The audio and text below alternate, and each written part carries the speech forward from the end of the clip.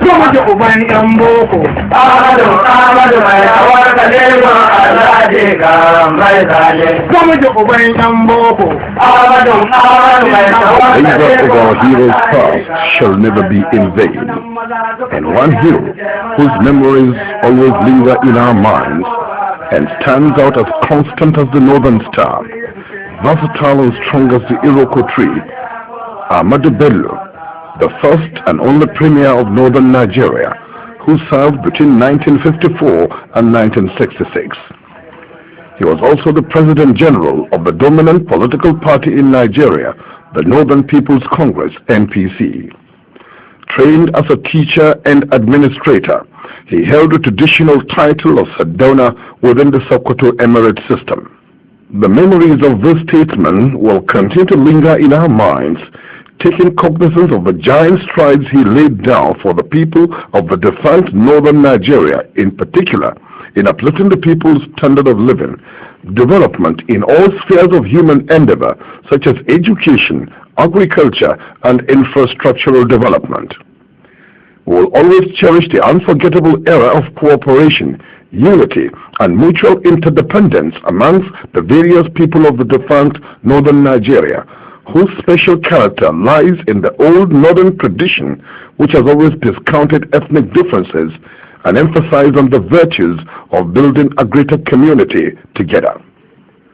This and more were the legacies of the late Sir Ahmadu Bello, Sardauna of Sokoto and Premier of Northern Nigeria. Kamji.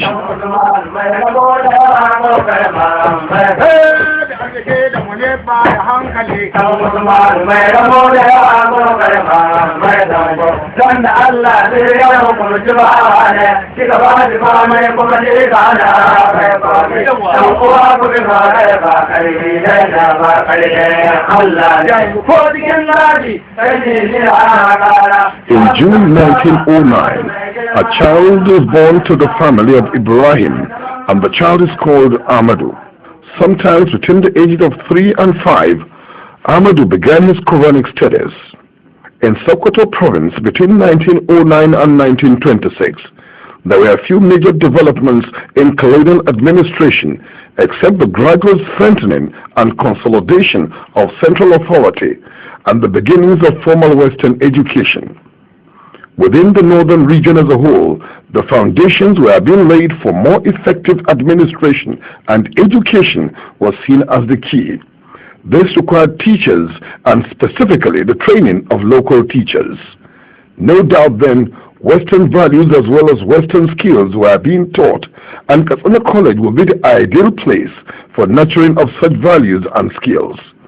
Thus, Ahmadu Bello was at Katsina College from 1926 and graduated in 1931. Ahmadu Bello had earlier been sent to Sokoto Provincial School, the only modern school in the whole of Sokoto province then. On completion of Katsina College in 1931, Ahmadu was appointed to be a teacher in Sokoto Middle School under the then native authority. Ahmadu was known as Ahmadu Raba or Dodo Raba, which means likely successor to the district headship of Raba. In 1934, when Ahmadu's cousin, who was district head of Raba, died, Ahmadu was asked to replace him. As such, at the age of 24, he was to become one of the youngest district heads and left Sokoto for Raba after almost 14 years of living away.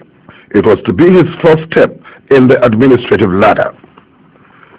In 1938, after the death of Sultan Hassan, Abu Bakr III was selected as Sultan, and within a short period of time, his title of Sardauna was given to Ahmadu, who for all practical purposes then becomes known as Ahmadu Sardauna or Ahmadu Bello Sardauna of Sokoto. Gusau, 133 miles from Sokoto to the east, was in many respects the commercial capital of Sokoto province. The 14 eastern districts were to be put under a new administrative framework. since communications with Sokoto were difficult then. A councillor from Sokoto was to be put in charge of these eastern districts and coordinate the activities of the district heads in the area. A sub-treasury was also established in the new headquarters in Gusau, and the councillor was to be the new sardauna Amadou.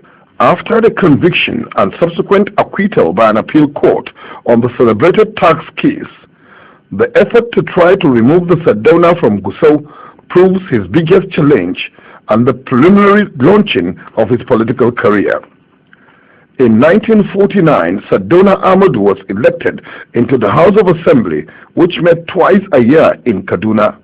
The game of politics is about to begin, and all eyes and ears focus on the rule of the game. Sardauna was a real leader, a leader that embraced everybody, irrespective of his religion or tribe.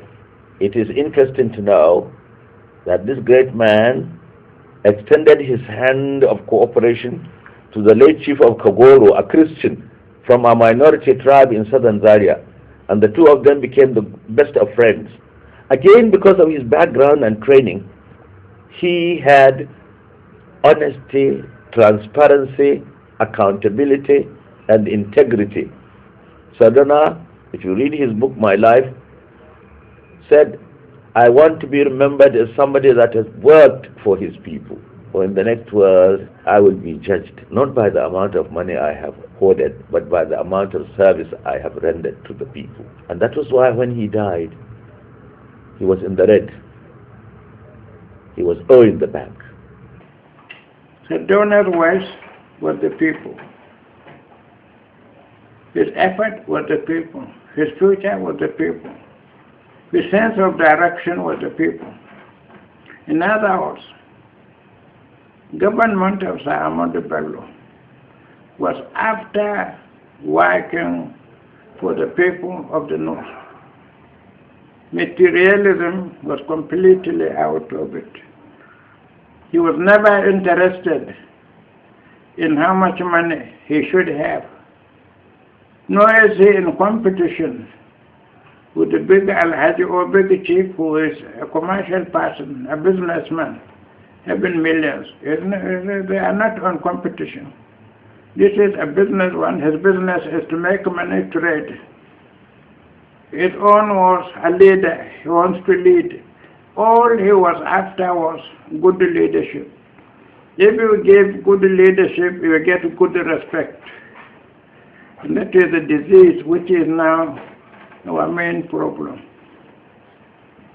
You see, if you do that, then you will have an idea of what Sir Ahmadu Bello was all about. He lived for, he worked for, and he died for the people.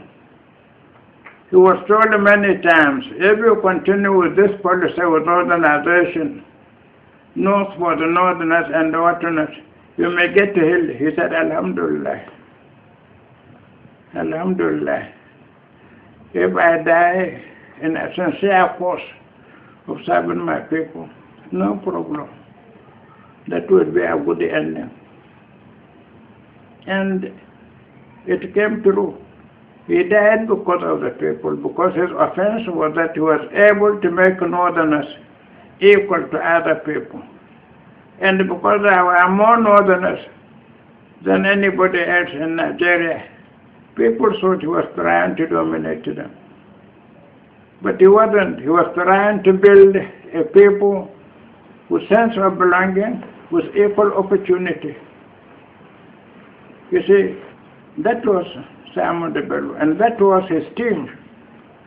People like Sakashim Ibrahim, Aliyu Makam Bidda, Alhaji Isa Keita, to the region, Alhaji Abubakar Tafawa Balewa, Alhaji Musa Yaradua.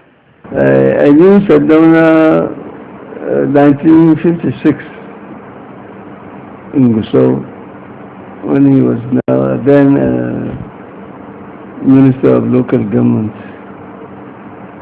And later I happens to be very close to him when I was appointed member of the Northern House of Assembly in 1961. Since then, I was very close to him. He wanted to Nigerianize all the businesses and administration in the country. So he called the civil servants. He have told them that here we are today, Allah has given us the country in our hand, and I want you to justify our position, to be honest, to dedicate yourself in the way that the country will prosper, to achieve what we should achieve in life. Ahmadu Sardauna was sworn into the Northern Region House of Assembly in 1949, and for the next 2 to 3 years he was commuting from Sokoto to Kaduna during budget sessions in January, February and March before the budget comes out in April. He also attends the ordinary sessions of about a week each through July to December. The Sardauna develops his reputation of being an orator, social and articulate personality. He makes many friends and people troop to his residence, for he was one personality who continued to help people with financial problems. But he has a reputation of being honest in dealing with public funds. Kaduna became the melting place and meeting place for the evolving political activities, culminating in the just convention of the Northern People's Congress (NPC) on Monday, 26th April 1954, when the Sardauna Ahmadu Bello emerged as the leader of the party. According to Second Republic President Alhaji Shehu Shagari Turakin Sokoto, the Sardauna's vision and mission was to bring all the people of the North together to feel as if they come from one family. The Turaki also recollects when they were in Medina attending the Hajj. After lunch at the lodge of the late Premier and everyone was leaving, the Premier asked Alhaji Shehu Shagari and the late Sheikh Abubakar Gumi to stay back, after which he directed Sheikh Gumi to accompany Shehu Shagari to the tomb of Prophet Muhammad sallallahu alaihi wasallam and ensure that he prays and promises that whenever anyone does anything bad to him, he will in turn repay the person with kindness. After going through all this, they went back to the Sardauna, who now told them that the secret of progress in life lies in being able to repay evil with kindness. And because of the leadership qualities he sees in Shehu Shagari, he, Shehu, must imbibe this attitude. Solid foundation of educational and industrialization of northern Nigeria.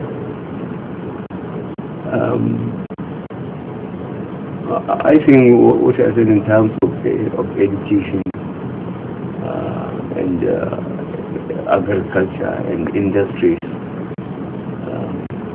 relative to the resources available to them then, and their tolerance of opposition when you are talking of politics now, I think it's good that the northern governors now have decided after 43 years to honor him and even a foundation for him. But as I said, the man has set a foundation for himself that will... As leader, Sardauna Ahmadu Bello was held delegations that carried out negotiations, consultations and conferences in the United Kingdom and the roadmap to self-government and independence for Nigeria. After the conference proper, Sardauna Ahmadu Bello delivered his speech on behalf of the northern delegation.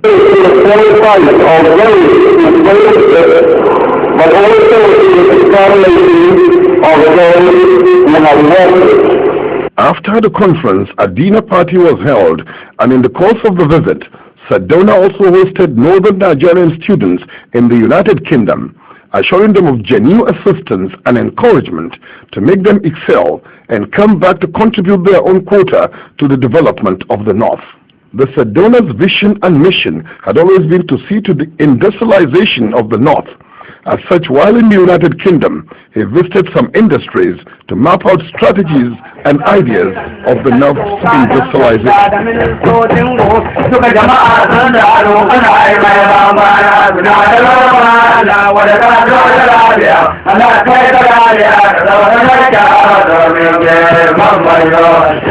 No doubt, the Northern impact on shaping the rules had much to do with the political power which the Sardauna had organized through the dominant party, the NPC. His skill was in working with people, and a large and diverse team provided the backbone of Northern power. Sardauna's style is relatively simple and reflects the values which are prized in Northern culture. Another historic day was 14th March 1959 at the Lugard Hall, Kaduna, the night of transfer of power on the last stage before full membership of the Commonwealth. The Sardauna, as head of the Council of Ministers, received the title deeds of government to hold the people in trust. The following day, a tumultuous crowd by standards then trooped out to Lugard Hall, Kaduna, to witness history in the making of one of the most important days in their life, self-governance in the North. The governor reappointed Sardauna as the premier and president of the Northern Nigeria Executive Council by virtue of his position as leader of the dominant political party, the Northern People's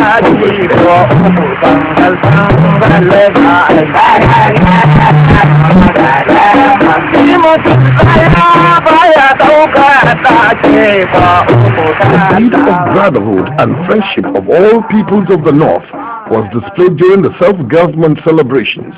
All tribes and ethnic groups in the region were represented.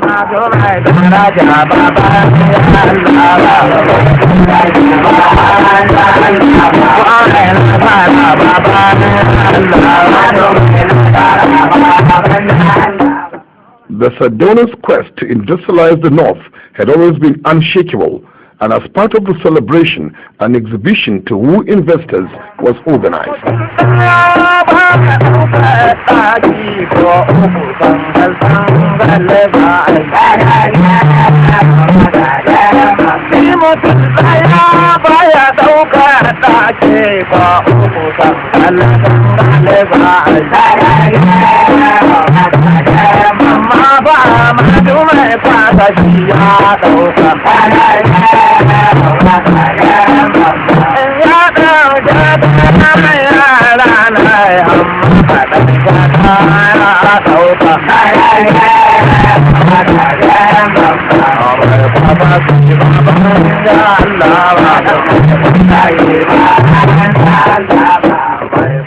Children, as leaders of tomorrow, were also enjoined by the Sardauna to study hard and join in the building of a new North. The Duke of Gloucester was also present to lay the foundation stone of a new legislative building housing chambers of the House of Assembly and House of Chiefs at Lugard Hall, Kaduna.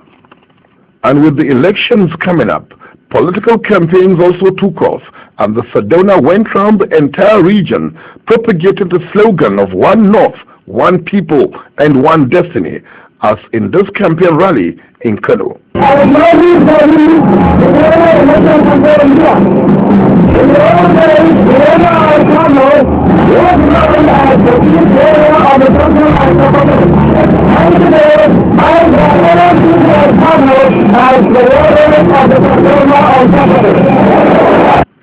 Politicians from other regions also took to the campaign trail. Chief Awolowo of AG, Dr. Namdi Azikiwe of NCNC, and Malam Aminu Kano of NEPU. The election results established the dominance of the Northern People's Congress (NPC) in the political landscape of Nigeria, and Alhaji Abubakar Tafawa Balewa was invited to Lagos to form the central government. Alhaji Abubakar Tafawa Balewa and Sardauna Ahmadu Bello, alongside leaders from other regions, were in London for the Independence Conference, Independence Day, 1st October 1960.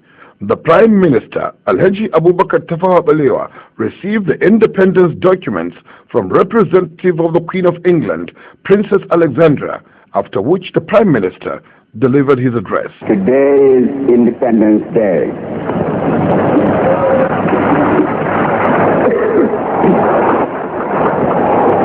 The 1st of October 1960 is a date to which for 2 years every Nigerian has been eagerly looking forward.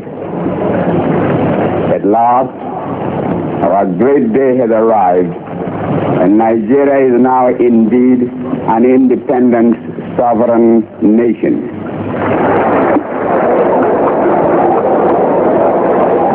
Words cannot adequately express my joy and pride at being the Nigerian citizen privileged to accept from your Royal Highness these constitutional instruments which are the symbols of Nigeria's independence. Finally, I must express our gratitude to Her Royal Highness, the Princess Alexandra of Kent, for personally bringing to us these symbols of our freedom, and especially for delivering the gracious message from Her Majesty the Queen. And so, with the words, God save our Queen, I open a new chapter in the history of Nigeria and the Commonwealth, and indeed of the world. Princess Alexandra also delivered a speech. Everything commands from the Queen to read to you the following message from Her Majesty to her people of Nigeria. I have entrusted to my cousin the duty of acting as my representative at the celebration of the independence of our country. Princess Alexandra was also in Kaduna, capital of northern Nigeria, and was received by the governor, his wife, and the sardauna. The representative of the Queen of England, Princess Alexandra, on the visit to northern Nigeria, was also accompanied by the sardauna to the ancient town of Bida.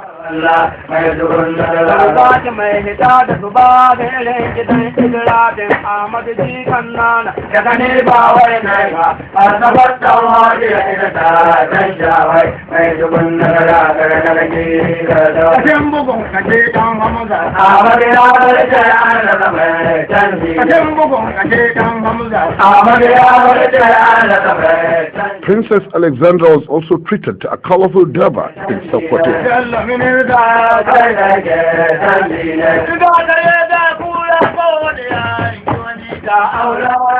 As the first and only premier of Northern Region, the late sardauna Sir Ahmadu Bello's legacies will forever linger in the minds of the people. He has left his mark in the sands of time in areas such as Nigeria's political development, traditional leadership, civil service, development strategy, religious issues, and consolidation of community. Other areas include communications and agricultural schemes, industries, and infrastructure. Yes, he worked for the people, in particular in the field of education, for example. When sardauna became the premier, there were only 2 secondary schools in the entire north. The traditional Kaduna College, now Balewa, as I said earlier, and the Kefi College, which was opened a couple of years ago, a couple of years before independence. These were the only 2 secondary schools in the entire north region. But in 7 years, from 1959 to 1966, he established secondary schools in all the 13 provinces of the north. Each province had either a technical school or a college of technology, and he also built teachers' colleges, and above all, he was able to establish a university, Ahmadu Bello University in Zaria, all in 7 years. So then I realized that the level of development of a nation is the level of its education.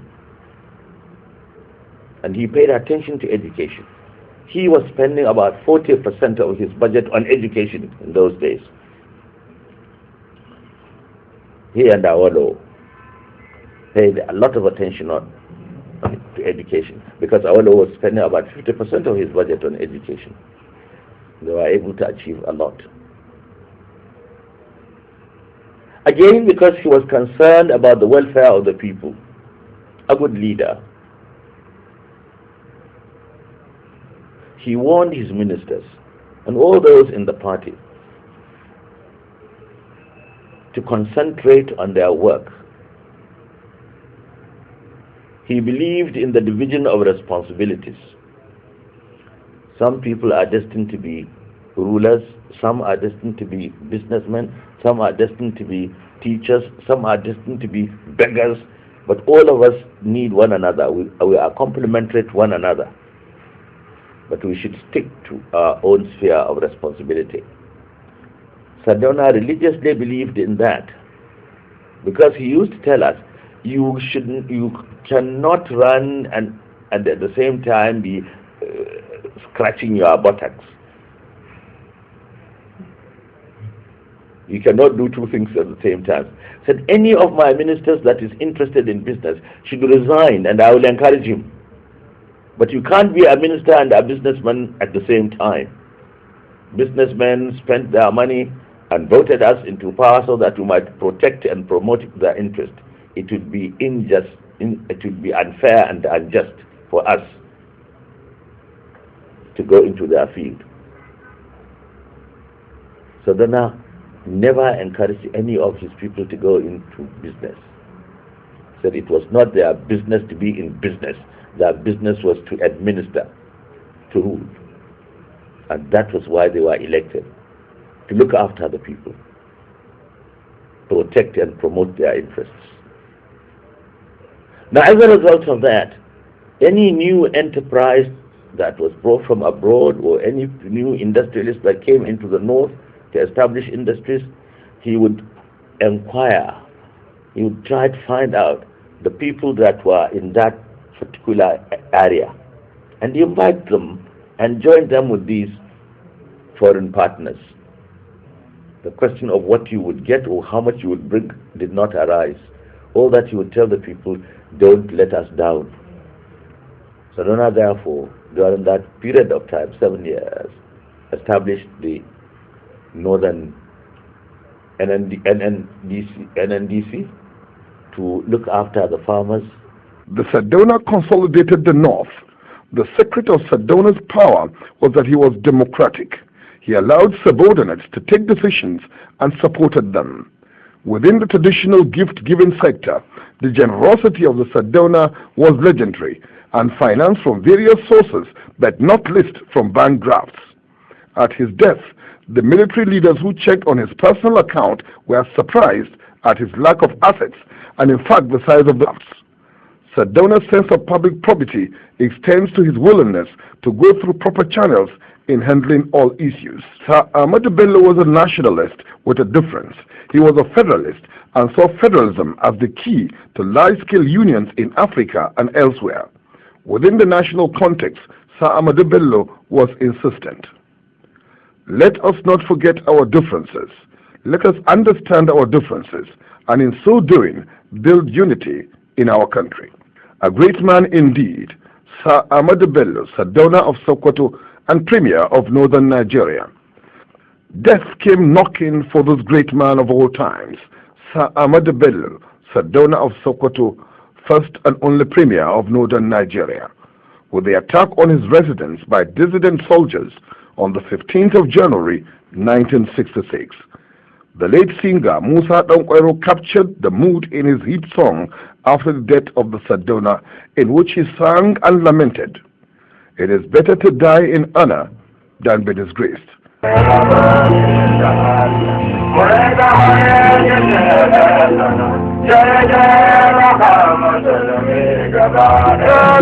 Ahmadu is beyond being looked down upon. No one can look down on him. A fixed pole is difficult to uproot. And so ended an unforgettable era. The Sardauna's early experience in life was based on simplicity rather than pomp. He appeared to have had no fear of the unknown and was quite willing to try new things, which may be related to an enormous amount of self-confidence which was apparent from early years. The quality of generosity which is valued in our culture was a distinguished feature of Sir Ahmadu Bello even at a young age. What he has, he shares with others.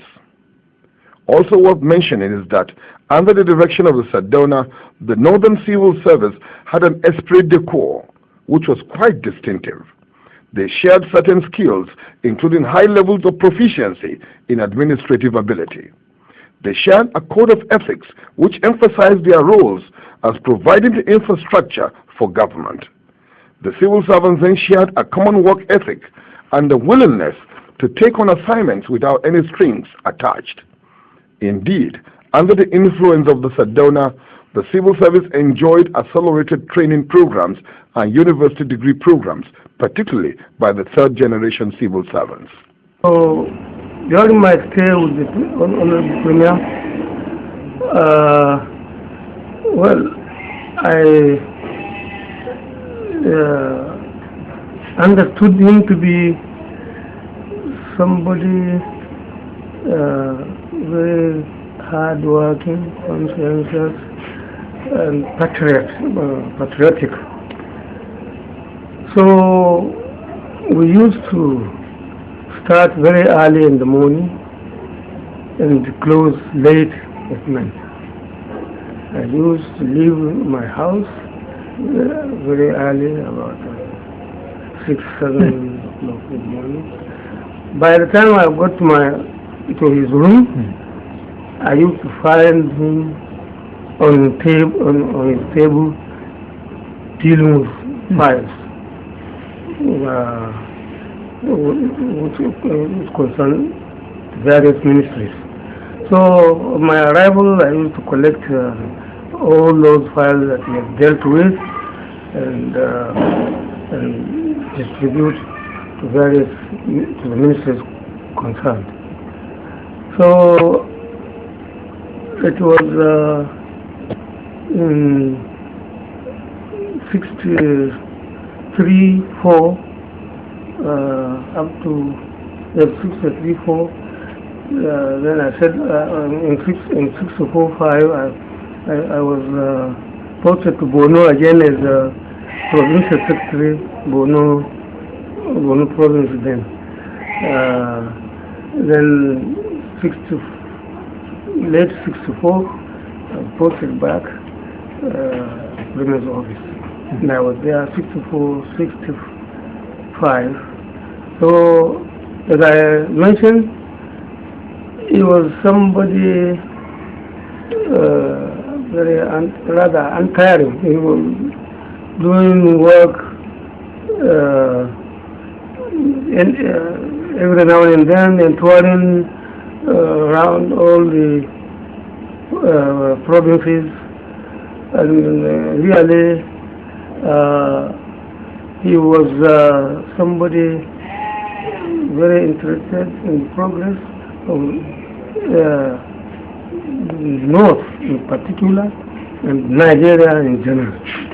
Traditional values and leadership. Sir Ahmadu Bello had a dual role as a regional leader and a potential traditional leader.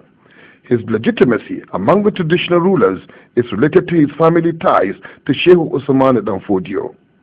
This legitimacy allowed him to undertake reforms of the traditional emirates and chiefdom systems, taking cognizance of public opinion and in consultation with stakeholders. The Sardauna no doubt presented himself in his multiple identities as a modernizer and traditionalist, committed to change, but also preserving the best of the past by also modifying traditional institutions to suit evolving northern values. Sir Ahmadu Bello Sardauna also had a keen sense of competition for leadership. Even at a young age, he had developed enormous self-confidence and pride in what he represented, a blend of the past and the future. He was forceful in asserting himself, and in almost every situation, he emerged as a natural leader. Underlying all this was a fearlessness which was to characterize him throughout his life. Whether facing jail during the colonial era or facing challenges, he moved ahead without wavering. In fact, he had developed toughness in politics and skills in administration, while also noting that the political culture of the traditional leaders was part of the heritage of the Sardauna. At the Northern People's Congress NPC convention held in Jos in 1954, Sir Ahmadu Bello Sardauna made the following statement in a speech he delivered as the new leader of the party. We will retain and strengthen all our good customs and ways of life, which we think will not interfere with our modern development, and drop all our bad customs and ways, which we believe will hamper our onward progressive march.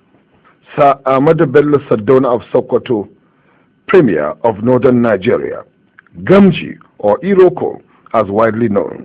The Northern Governors Forum, comprising governors from the 19 northern states, has initiated efforts to sustain the legacies of the late Premier.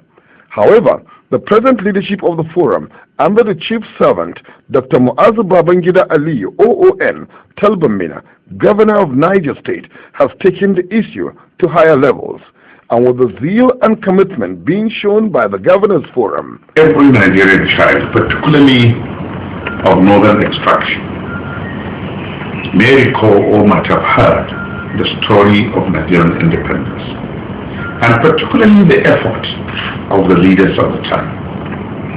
If you have not heard about free education in the West, and the stability and the unity of the North, and the enterprise of the East, then you have not heard the story of Nigerian independence up to the period of civil war.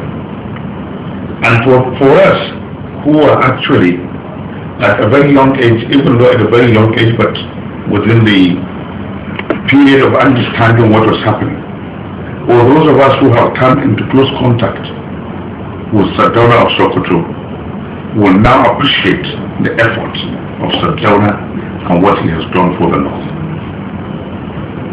He may not have, or he might not have declared free education like Chief Awolowo did in the West.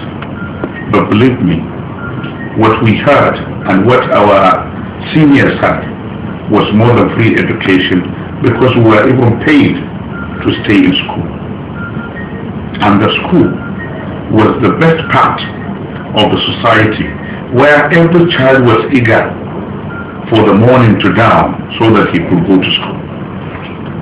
And the discipline of the period and the teachers and the kind of esprit de corps among the students created an atmosphere that was very unique to the time, and particularly anybody who can compare with what is obtained now. The foundation that Sir Ahmadu Bello laid down, in fact the legacies that he had left, were the ones that are still being shown to any person in this part of the world. The roads constructed during his time, they are still more durable than the ones constructed now. The schools constructed during his time, they are still standing there. And not to talk about integrity, honesty, and accountability. When the Sardauna of Sokoto died, nobody could trace any foreign account, not to talk of, in fact, even domestic account. Indeed, the only house that could be said to be his was the one, the traditional one in Sokoto.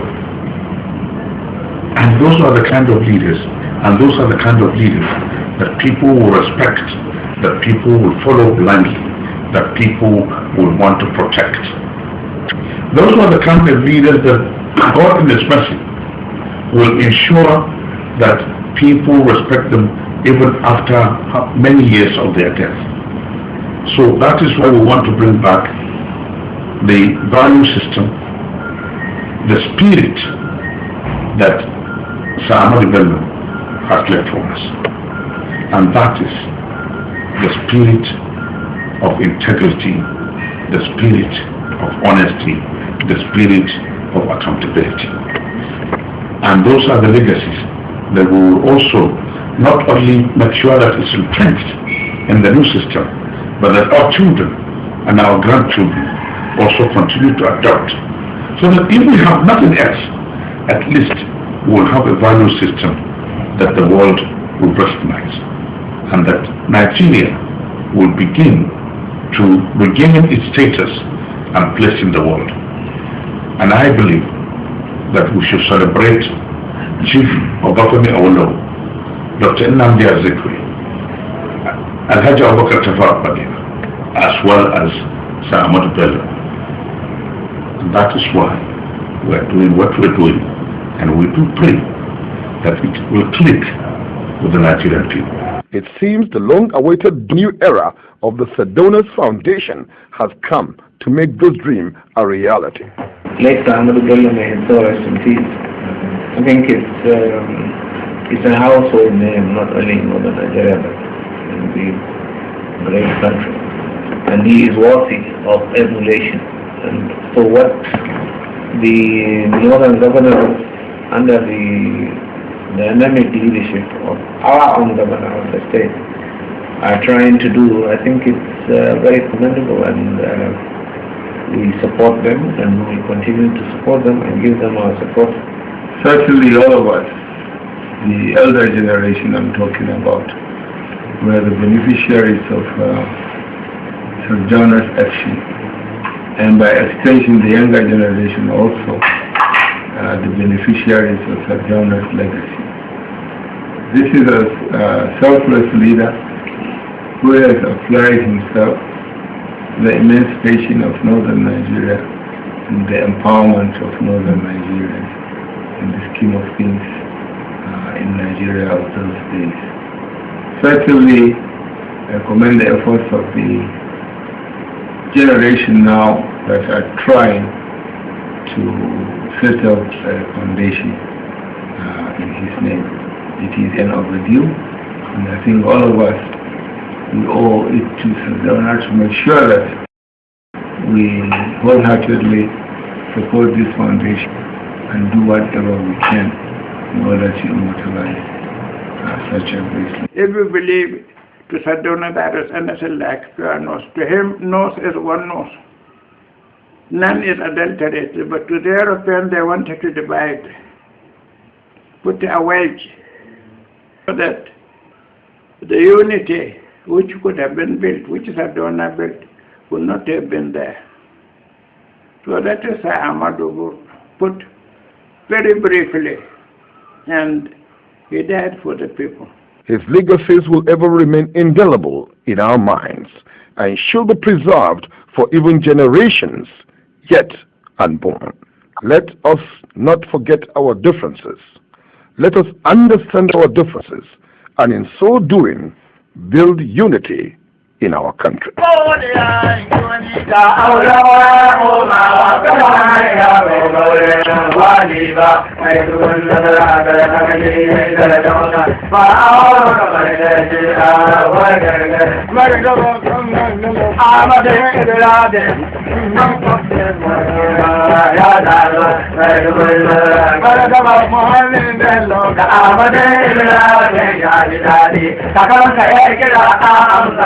Kira,